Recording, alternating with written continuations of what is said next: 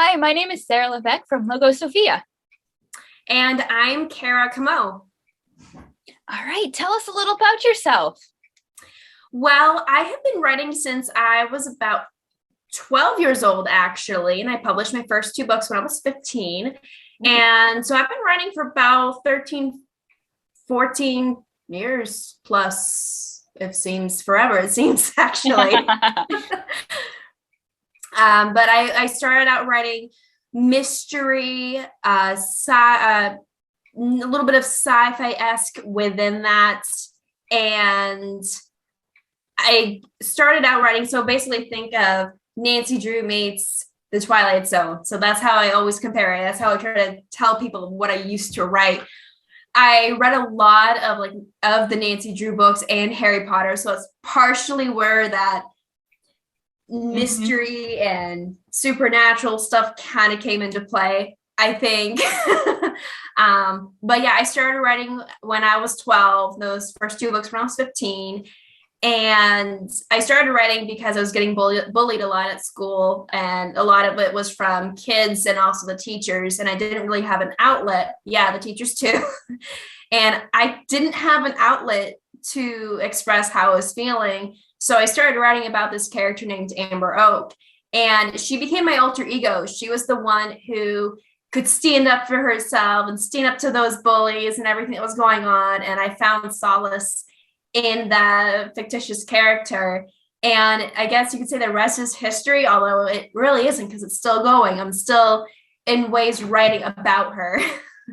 Okay, and how many books have you written up to this point? Up to this point, I've written and published 10 books at this point. Yeah. Good for you. Yes. What's your latest book about?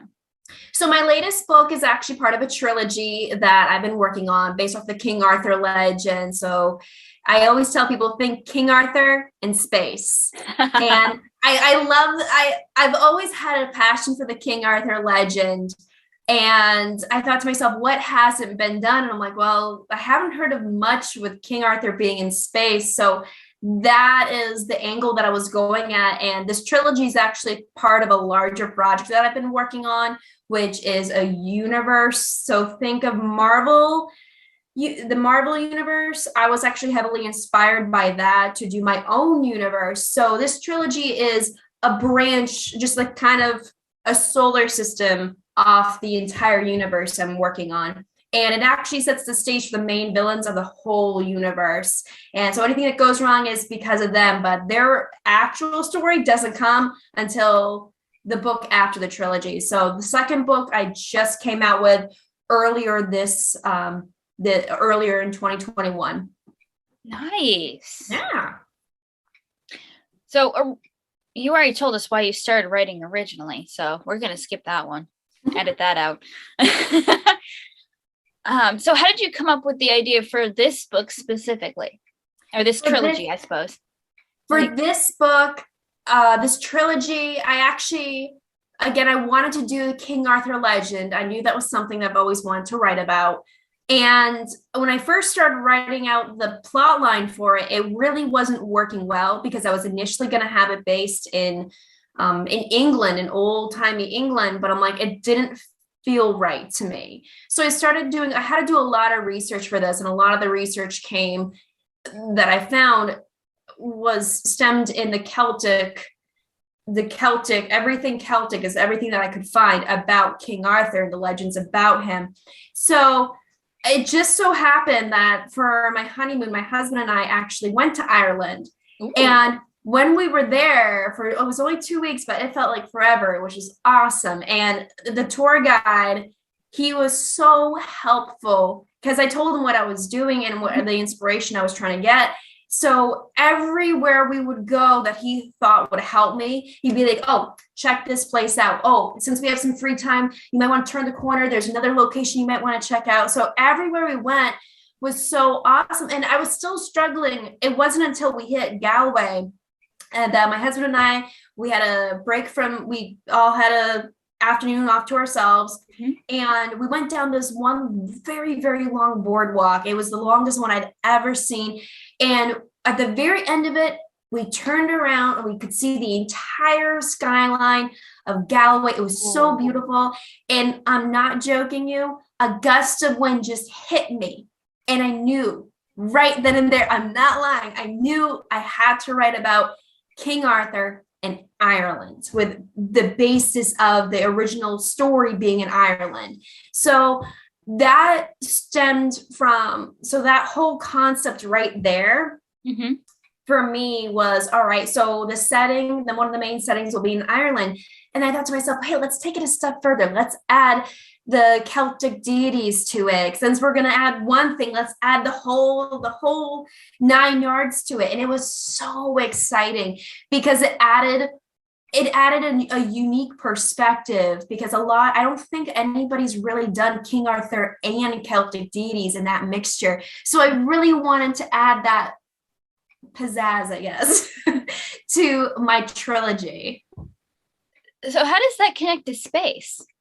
So it connects to space because King Arthur was originally from a different planet. He wasn't originally from Ireland.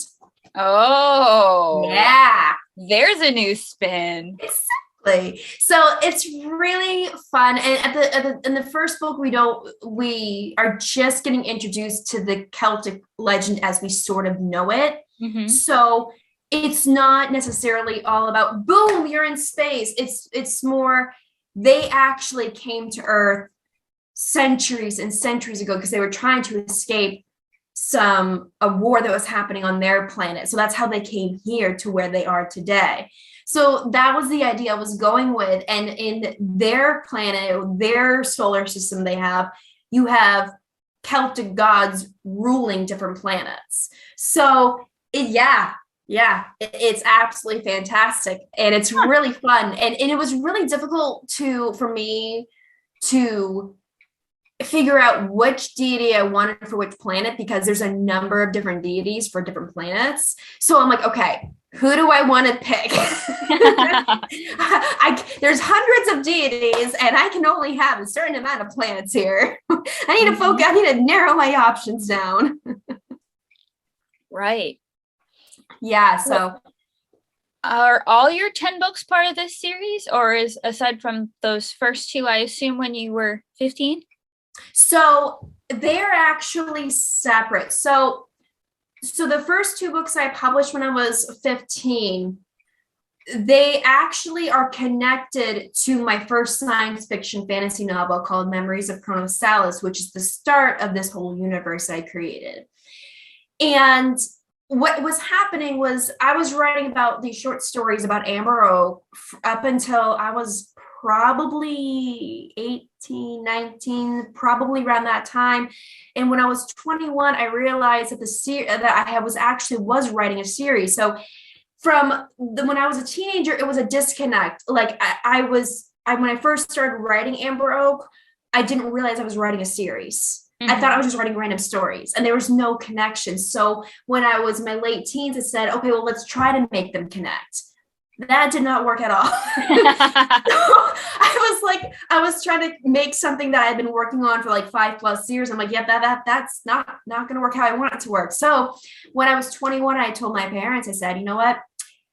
I'm going to scratch everything and rewrite it. And that's exactly what I did. So I took all of the concepts of what I wanted for Amber Oak and I redid an entire timeline for it. And that's where Memories of Chronosalis came from. And I did write a collection of short stories completely separate from Amber Oak. They were short stories that I came up with on the fly around the time that I wrote the first Amber Oak stories, around when I was 12 too. And so they're their own separate entity, like way off there. But yeah, Amber. So like I said, Amber Oak has always been a part of my life in that sense, because I've always been writing about her up until Memories of Chronosalis. And I had a beta reader read that book at one point, and she said to me, she's like, you know what? This is going to be a great universe you're building. And to be honest with you, when she said that, I'm like, universe, right? I'm creating a series. Totally. I really wasn't. I had no idea, but she saw the potential, and I thought to myself, you know what? She might be onto something. So I decided to branch, because I had a bunch of other ideas like before I even thought of the trilogy. Mhm. And I thought to myself, you know what? I could feasibly make this work. I could start this universe of sorts, like that girl was saying. I'm like, let's try it. Let's see what will happen. So that's where that kind of idea kind of came about. All right.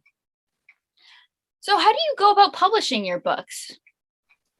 So for me, I use a company called lulu.com, and it is, I kind of would call it a sister company that would be compared to Amazon Kindle Publishing.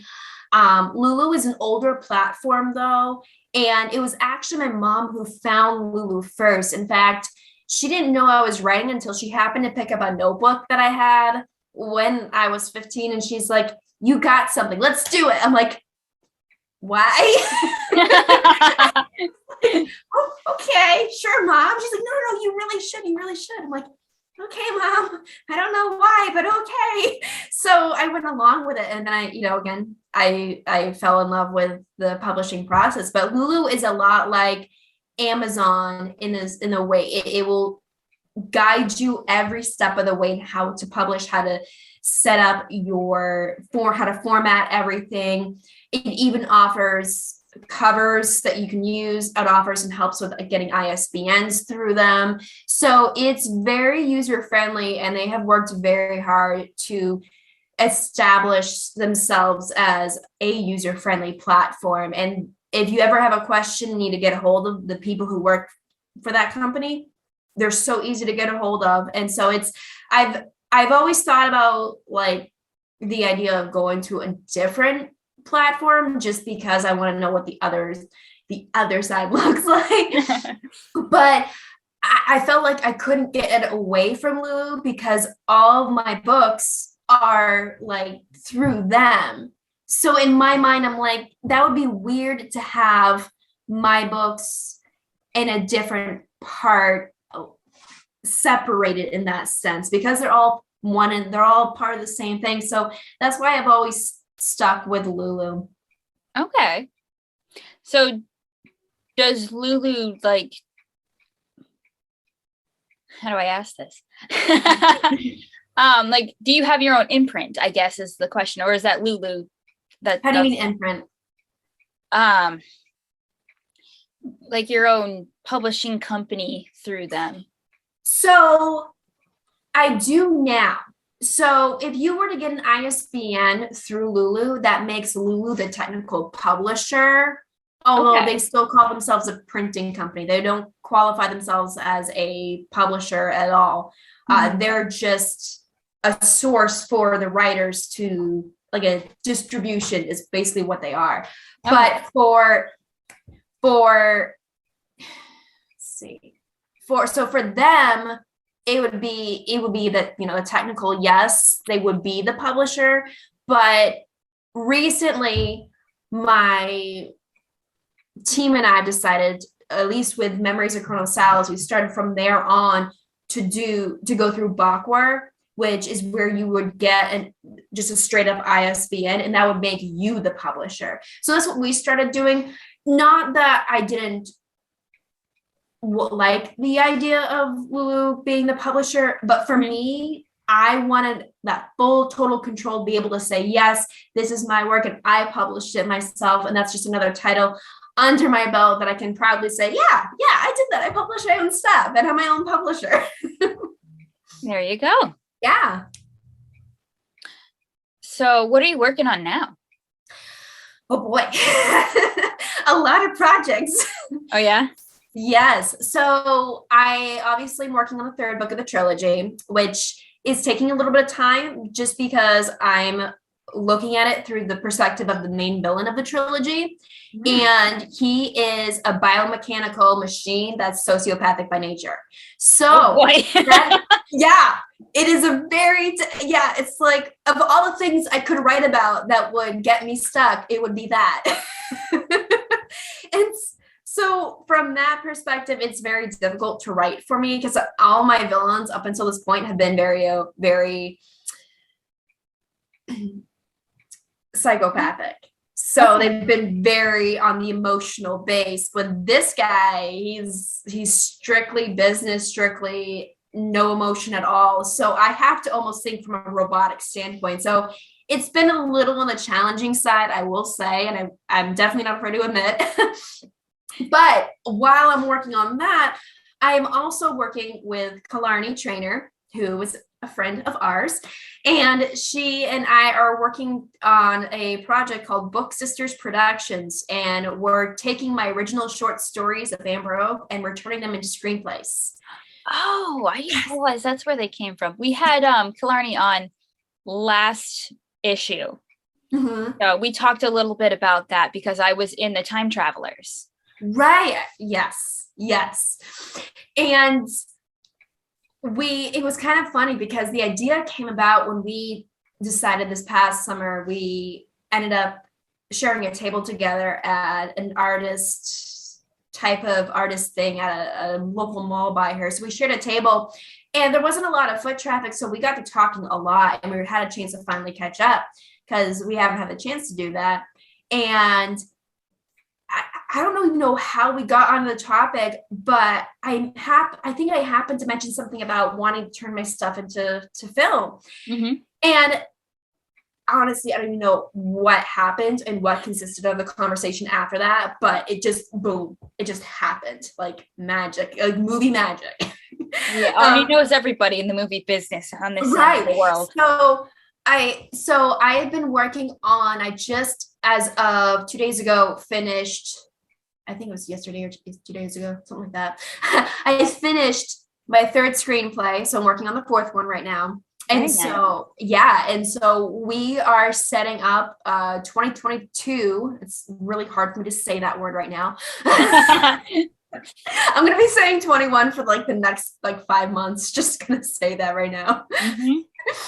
So for 2022, we are setting up meetings. We're setting up like schedules of when we're going to do some things because we're also doing some films of hers too that we're working with as well.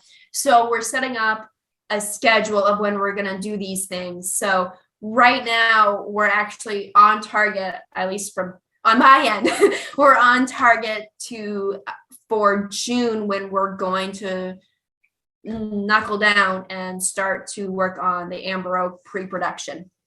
So we are very excited. I've already have an artist working with logos and I already contacted a musician friend of ours to potentially give me a sample for a theme song. And I'm really like stinking excited about that because I've always thought about a theme song and how cool that would be.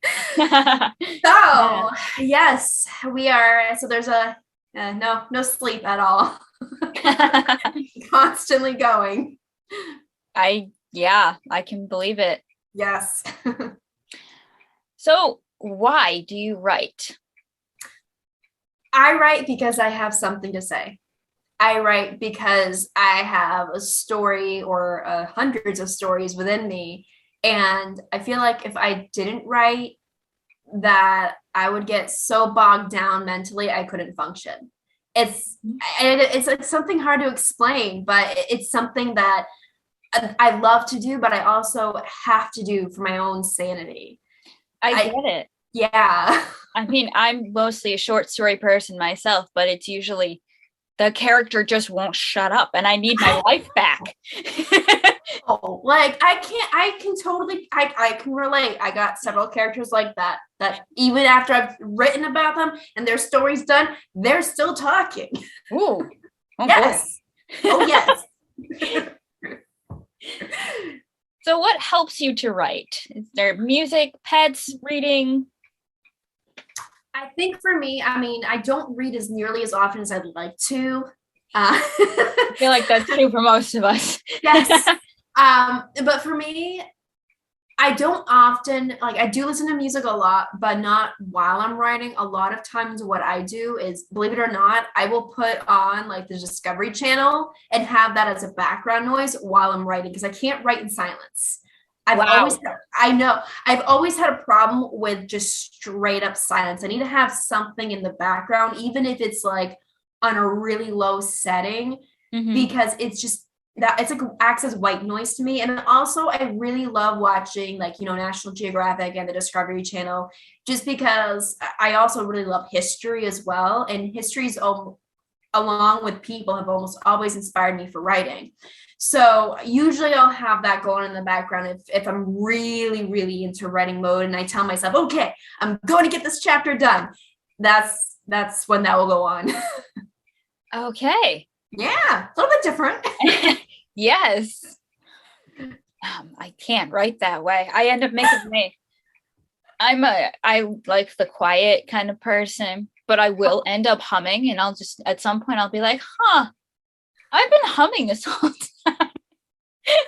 I know a lot of people prefer the silence. I've always preferred, I don't mind the silence, but if it's like straight up dead silence, I kind of lose my mind a little bit. Hey, to each their own. Right? So what is your advice for writers? Oh boy. I think one of the there's a lot of things I could say, but the one thing that comes to mind is keep your old writing. Anything that you wrote when you first started out and you think you look back and you're cringing at it, it's okay. I'm doing that right now with my original short stories I wrote when I was 12. It looks like a 12-year-old wrote them. Half of them don't even have plots. So half of them I'm having to refix. But keep them, because that way you can go back and be like, hey, this, I can build off of this. Or you can say, well, this isn't exactly what I wanted, but it's okay. I can still do something with it. You'll always be able to learn from your writing. And my late grandfather one thing he told me was, don't forget Amber Oak. And he always loved my writing because he could see that I was growing along with Amber Oak. My writing style was growing. My understanding of English vocabulary was growing. Everything was growing. He said, don't forget her. Don't forget where you started. And I think it's also a really good humbling moment, because you can see where you are right now to where you were and be like, I did grow. How I always see it, you're always going to be growing as a writer. You'll always be something new you're learning. And if we keep that in mind, I think it will help us as we keep going throughout life. Yeah, absolutely. Yeah. Is there anything else you want to add? Oh, goodness. I know. That's a good question. Well,